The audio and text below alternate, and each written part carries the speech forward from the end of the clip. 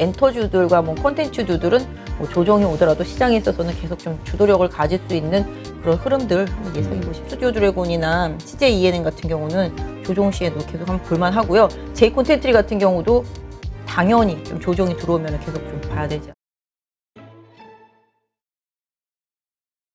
자, 그러면 이제 일단 결론적으로 이런 상황에서 우리가 그래도 뭔가 대응을 할까요? 네. 좋은 대응을 해야 되는데 네. 그리고 또 그 후에는 또 반격, 그러니까 좋은 다음 주도주를 또 찾는 노력을 해야 될 거고요. 네, 지금 말씀 잘하셨어요. 그런 부분들이 최근에 나타나고 있잖아요.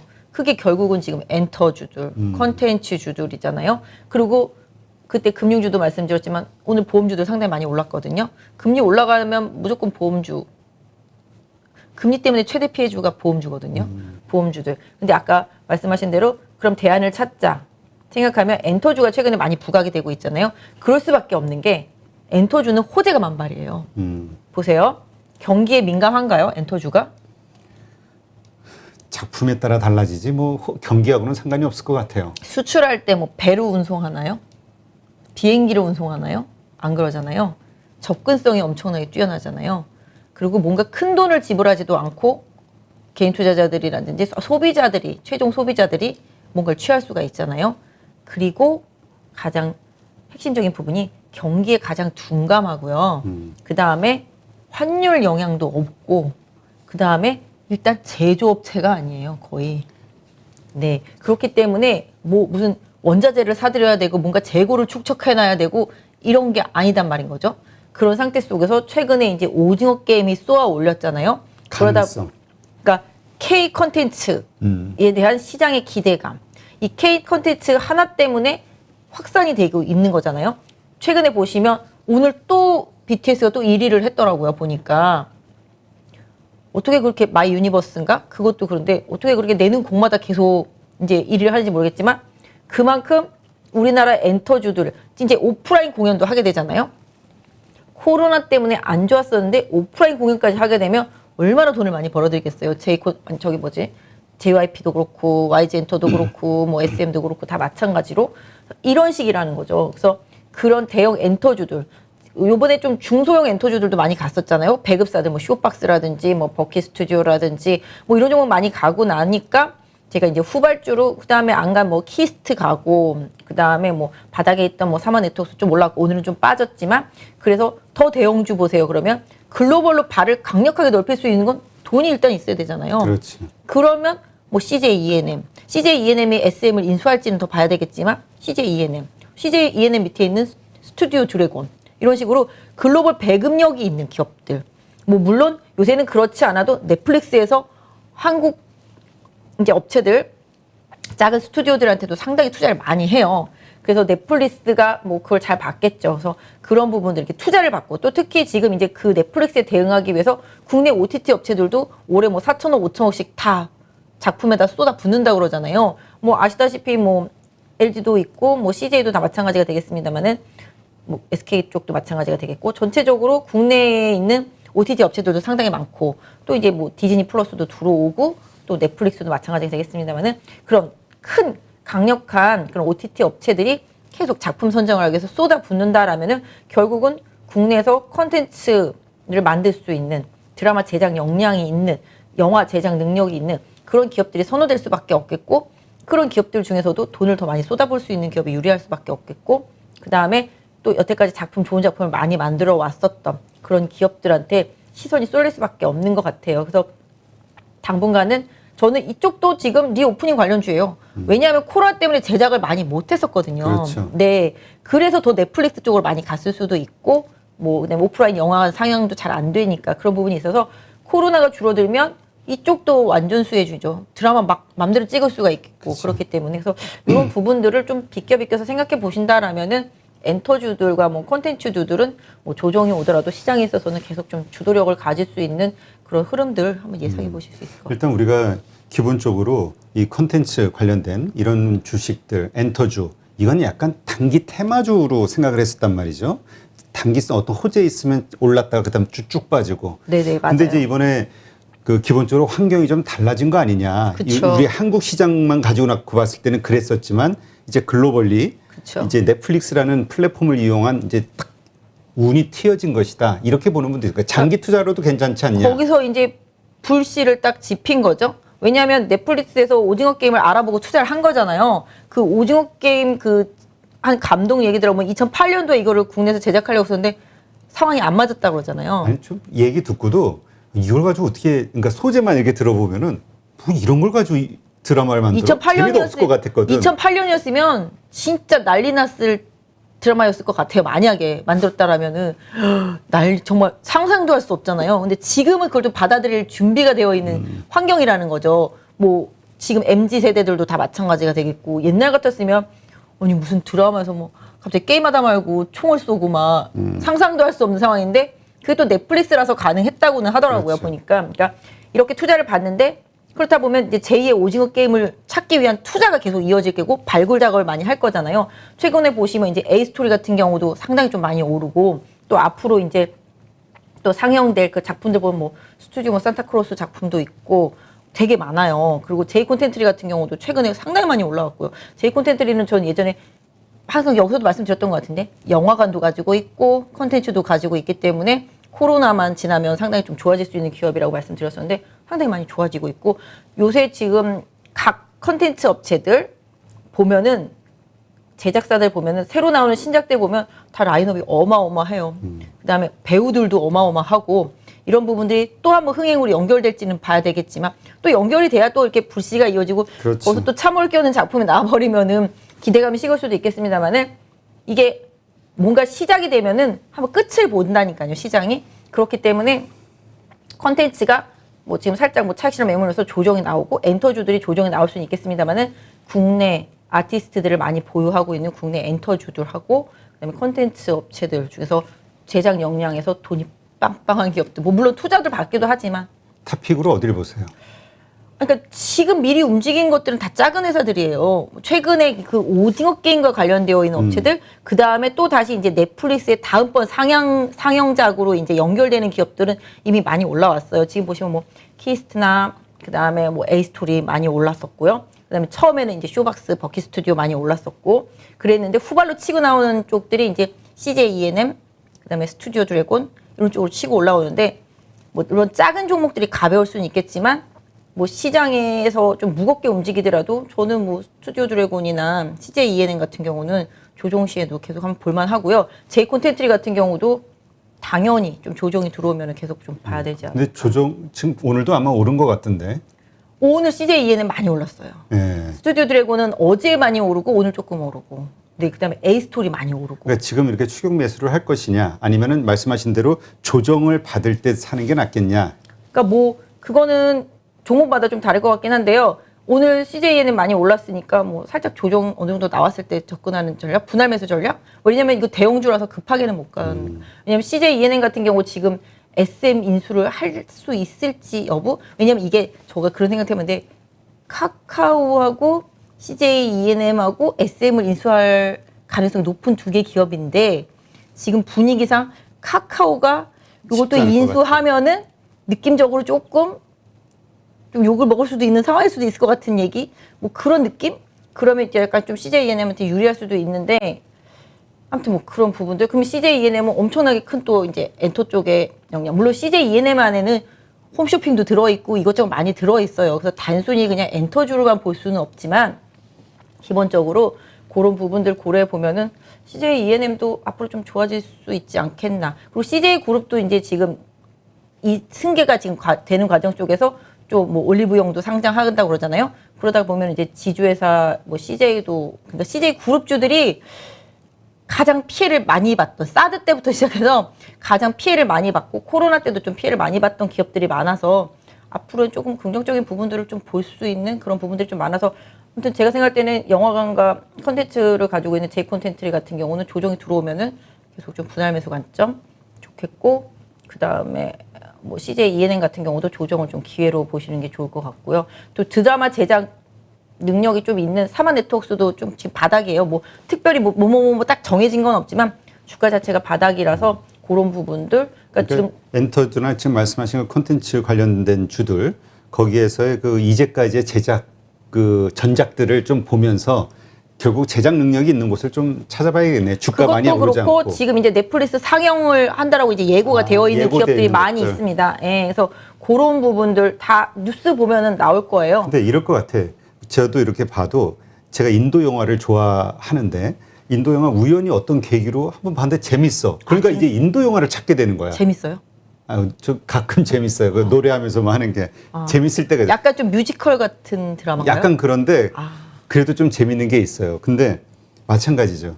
이번 기회에 오징어 게임이라는 걸로 한국 이 드라마 그쵸. 봤던 사람들 기억 속에는 이게 또 재밌어. 그러면 한국 드라마를 계속 찾게 다음 되죠. 거를 또 기대를 갖고 보죠. 그게 이제 실망시켜서 뭐 끝나느냐 아니면 뭐 또 만족해가지고 또 이어지냐 그 문제지. 일단은 한번 볼 것 지금 같아요. 이게 오징어 게임 제가 봤을 땐 거의 뭐 신드롬 같은 것 같아요. 외국에 보면은 뭐 그 무궁꽃이 피었습니다 하는 그 여자 인형 있잖아요. 그것도 막 이렇게 쇼핑센터에 아니, 뭐 설치도 되어 있고. 넷플릭스가 또 그걸 가지고 전 세계 마케팅을 잘 하더라고요. 네, 뭐 체험관 맞아요. 같은 것도 하고. 네, 맞아요. 그러니까 그 뉴스로도 자꾸 이게 이슈가 되고. 그러니까 저는 그 넷플릭스의 마케팅의 효과도 크다고 봐요. 원래 마케팅이 그렇게 그렇죠. 중요한 거예요. 네. 그러니까 예전에 이제 보면은 말씀하신 대로 LG가 휴대폰을 잘 못 판 게 잘 만들어 놓고도 마케팅을 잘 못 파서 못 판 케이스가 되게 많거든요. 그러니까 하여튼 이런 부분들 그 다음 우리 이제 주도주로 차기작들이 있는 그 제작사들 같은 경우 좀 찾아보시면 지금 뭐 지리산부터 시작해서 여러 개가 좀 많이 상영 대기 중이더라고요.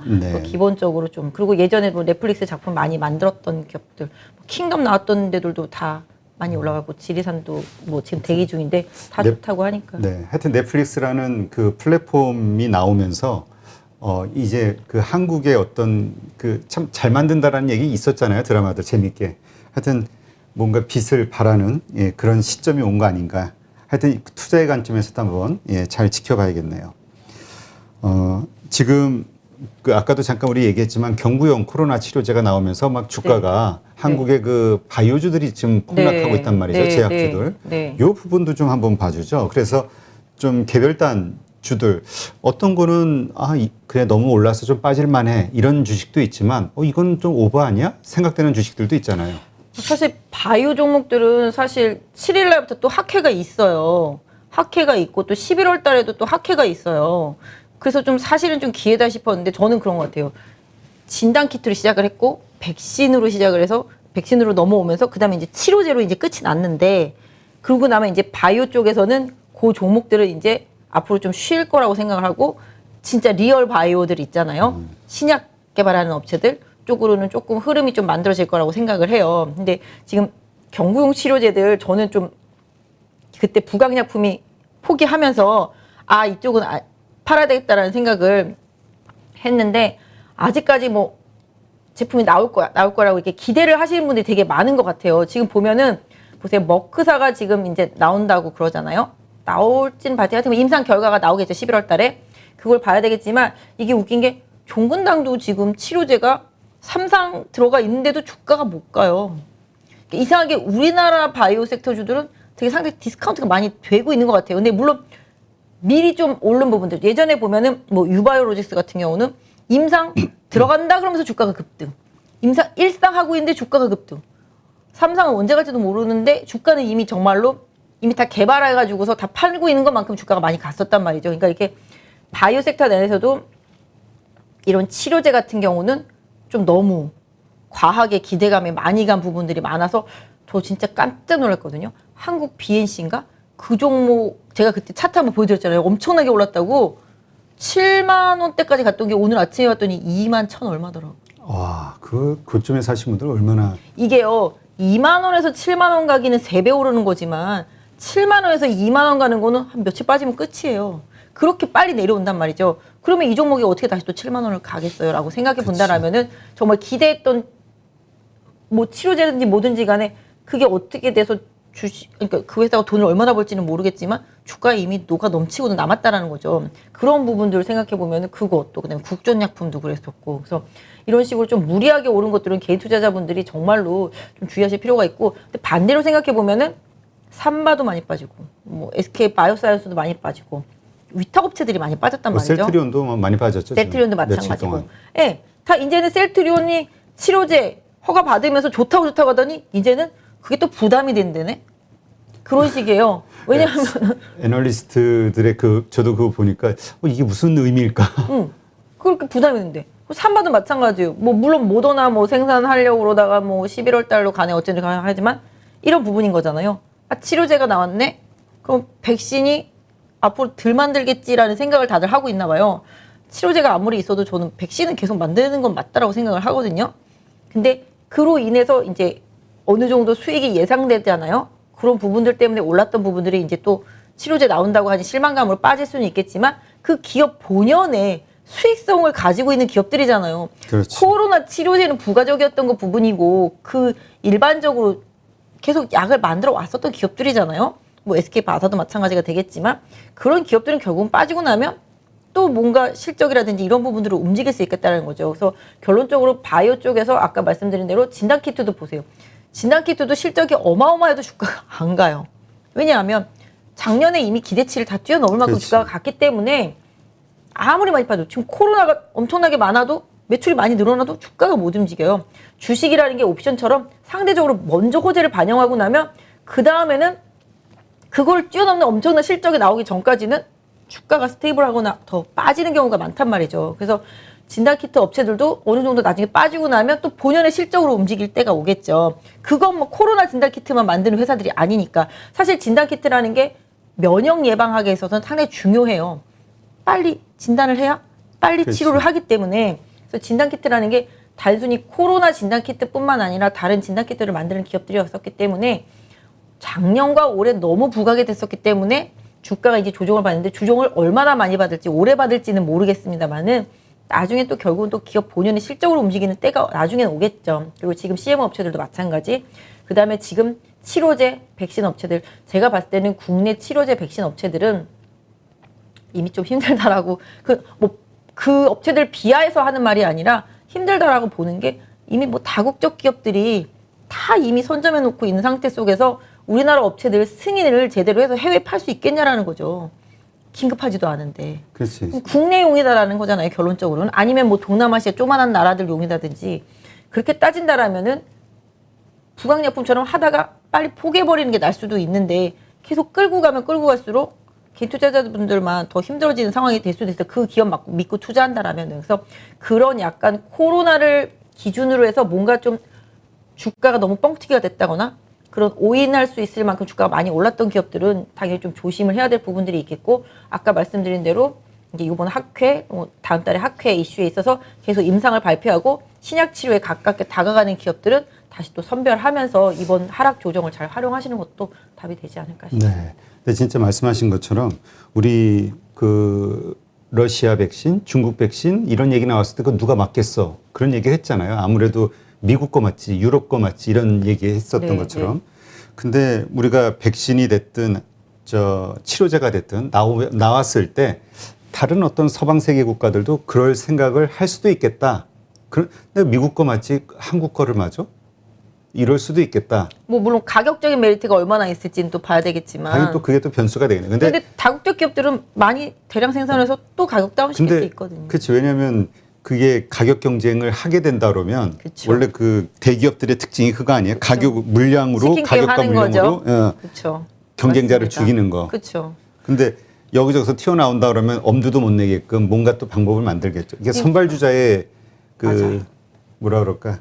그거죠. 예, 그러니까 메리트. 결국은 그냥 이슈로 테마로는 갔을지언정 실질적으로 기업들이 그걸로 개발이 인해서 개발이 돼도 수익을 보기는 좀 어렵지 돈 않겠나. 벌기는 좀 쉽지 않겠다. 그건 좀 그럴 수도 있겠다라는 생각이 드네요. 물론 얼마만큼 효과가 뛰어난 그게 나오냐 또 달라질 수 있겠죠. 뭐 SK 바이오사이언스에서 이제 지금 하고 있는 게 내년 상반기 중에 나온다고 그러잖아요. 그거는 좀 뭐 부작용도 없고 그다음에 뭐 약간 지금의 백신들과 좀 다른 성향이라고 그래요. 저도 근데 가만히 생각해보면 꼭 맞아야 된다면 그걸 한번 맞아볼까 이런 생각도 하긴 하지만 결과론적으로 또 일단 나와봐야 아는 거니까 그렇죠. 아직까지 또 나오지도 않았고. 하여튼 제약 바이오주 들고 있으신 분들은 참 요즘 마음이 참 거의 공황 상태이실 것 같다는 생각이 드는데 하여튼 좀 지켜봐야겠네요. 어쨌든 네, 또 이 과정 중에서 또 선별되고 싸게 살 수 있는 기업들이 나와요. 좋은 기업들을. 그러니까 이제 그런 얘기 하시는 분도 있어요. 이제 우리가 바이오주 하면 자꾸 지금 백신하고 치료제 뭐 이런 쪽에만 몰렸었는데 진단키트 이제 좀 뭐 항암이 됐든 네. 신약 쪽이 돼서도 좀 나오지 않겠냐. 그러니까 그쪽으로 이제 시선이 좀 이동하면서 더 확실히 우량주 쪽으로 또 시선이 이동하겠고 또 코스닥 살리는 길은 바이오밖에 없어요. 지수 올리려면 바이오하고 반도체 IT 안 올라가면 지수가 올라갈 수가 없기 때문에. 반도체가 근데 올해 들어와서 좀 많이 안 좋았죠, 계속. 맞습니다. 네. 오늘 SNS 같은 경우는 상당히 많이 급등했거든요. 뭐 일단 뭐 EUV 노광 강정 그쪽에서 ASML 그 회사밖에 못하던 거를 여기서도 개발했다 그러면서 후반에 급등하기도 했었거든요. 근데 반도체도 빠질 만큼 빠졌으니까 그 안에서 또 선별되는 흐름이 또 나올 수도 있지 않을까. 네, 하여튼 지금은 우리가 다음 주도주가 무엇이 될 것인가. 지금 그 물려서 정말 손실액이 크다고 그냥 이렇게 넉넉히 있기보다는 그 다음이 무엇이 될 것인가를 지금 오히려 반전을 위해서라도 공부를 철저히 해야 될 것 같아요. 좋은 말씀이세요. 이게요, 내 주식이 이렇게 빠지다가 훅 빠지잖아요. 그럼 마이너스 30% 정도 되면 못 판단 말이에요. 근데 시장이 빠질 때 대형주도 같이 그만큼 빠지고 좋은 종목도 같이 빠지잖아요. 이럴 때 잘 교체 매매를 해줘야 돼요. 왜냐하면 내 주식은 마이너스 30%에서 그냥 계속 마이너스 30%일 확률이 높고 좋은 종목이 시장 때문에 빠지면 그 종목이 리바운딩이 더 강하단 말이에요. 그랬을 때 빨리 체크해가지고서 주도주 쪽으로 교체 매매를 해줘야지만 빨리 복구가 가능해요. 그렇게 되지 않으면 지수는 올라왔는데 내 주식은 옛날 그대로일 경우가 그렇죠. 상당히 많거든요. 그래서 이번 급락은 여러분들한테 기회도 될 수 있고 안 좋은 상황이 계속 이어질 수도 있는데 그 선택은 여러분들이 잘 하셔야 되는 것 같아요. 하여튼 뭐 호랑이한테 물려가도 정신만 바짝 차리면 산다고 좌절하거나 너무 막 그 실망하거나 의기소침해하지 마시고 왜냐하면 이게 자신감을 잃으니까 무섭거든. 네, 맞아요. 네. 이게 이럴 때 왜냐하면 말씀하신 대로 안 좋게만 보면 또 안 좋은 것만 보이거든요. 그렇죠. 우리 아까도 봤지만 거시적으로 봐도 막 무섭기만 해. 안 좋기도 하고. 그러나 어쨌건 이 상황에서도 다음에 떠오를 만한 그런 거를 이제 공부하는 노력이 필요하겠다. 이런 생각이 드네요. 맞습니다. 그렇게 해야만 되고요. 아까 제 친구랑 오면서도 잠깐 얘기를 했는데 무섭다고 막 그런 거예요. 제 친구도 신용 많이 쓰는 친구인데 어떻게 막 그래서 제가 뭐 저희 한간에 떠도는 얘기처럼 존버해 그랬거든요. 왜냐하면 이게 뭐 제가 웃으면서 한다고 해서 웃긴 얘기가 아니라 항상 말씀드리지만 시장은 항상 긍정론자들이 승리를 해왔었고 하락이 있어야지만 또 상승이 있는 거고 또 골이 깊어야지만 또 위로 또 많이 갈 수 있기 때문에 이번 조정은 또 누군가한테는 기회가 될 수 있다라는 생각을 하시면서 그 기회를 잡는 게 바로 나여야 된다라는 생각으로 열심히 좀 노력을 하시면서 종목 찾기 하시고 그다음에 이 기회에 안 좋은 것들은 바로바로 조금 종목 교체를 해주시면은 좀 더 낫지 않을까 네. 싶습니다. 하여튼 가능한 한 신용 미수는 안 쓰시는 게 저도 개인적으로는 그 리먼 사태 이후로 그때 정말 신용으로 크게 한번 혼난 다음으로는 신용을 아예 안 쓰거든요. 신용은 정말 잘 쓰면은 도움이 되는데 정말 잘못 쓰면은 정말 힘들어요. 근데 그 잘 쓰다가 그냥 저희가 개인적인 비유인데 잘 쓴 과정에서 무뎌지면서 된통 당하게 되더라고 결국은. 그러니까 원칙 안 한다. 아니면 정말 그런 쪽으로 뭐 크게 하시는 분들은 또 네, 맞아요. 그러니까 사람마다 다 틀린 거지. 저도 마찬가지예요. 저도 시장을 나름대로 되게 잘 본다고 생각하거든요. 그래서 9월 달에 시장이 안 좋을 것 같아. 주식하지 말아야지. 그러면서 되게 오래 쉬었어요. 그럼에도 불구하고 가지고 있는 주식을 팔고 쉴 생각은 안 하고 내가 가지고 있는 주식이 뭐 이 정도 빠졌으면은 바닥이지 뭐 이런 생각으로 안일하게 생각했었는데 계속 안 빠졌어요. 지금까지도. 그러다가 최근 2, 3일 동안 따닥 맞으면 남들 빠진 거랑 똑같이 빠져버리게 되니까 시장이 안 좋다고 생각할 때는 정말 과감히 쉬어야 되는 부분들도 필요한데 일단 그 시점은 지금 지났다라고 생각하시고 조금만 더 힘을 내시고 이번 주까지만 조금 기다려보세요. 다음 주에 만기 있으니까 시장의 변동성이 어느 정도 다시 또 회복이 될 수도 있지 않을까. 뭐 물론 최악의 상태는 다음 주 만기까지 계속 밀어버릴 수도 있긴 한데 제가 이번 달 중순까지가 제일 힘든 구간이다라고 생각했던 구간이라서 요 고비만 좀 잘 넘기시면 좀 요 리스크에서 조금 벗어나면서 시장이 어느 정도 안정만 찾으면 또 복구할 수 있는 길이 있으니까 그 뒤에 좀 같이 한번 노력해 보시자고요. 네, 하여튼 계속 저희도 같이 고민하면서 여러 가지 다양한 뷰를 말씀을 드리긴 할 건데 결론적으로 수업료를 지불하면 배우는 게 그만큼 그 이상으로 배우면 되거든요. 맞아요. 수업료를 주식시장에서는 반드시 내셔야 된다라는 게 근데 여기서 그냥 멍하니 있으면은 배우는 거 없이 그냥 맞아요. 예, 손실만 보게 되니까 하여튼 예, 이럴 때일수록 정신 바짝 차리고 왜 이렇게 됐는지 내가 들고 있는 주식이 어떤 주식인지 정말 다시 한번 공부하는 예, 계기가 되셨으면 좋겠습니다. 네, 이제까지 유한타증권 선릉역 지점의 박진희 부장님과 함께했습니다. 오늘 고생 많으셨어요. 네, 감사합니다.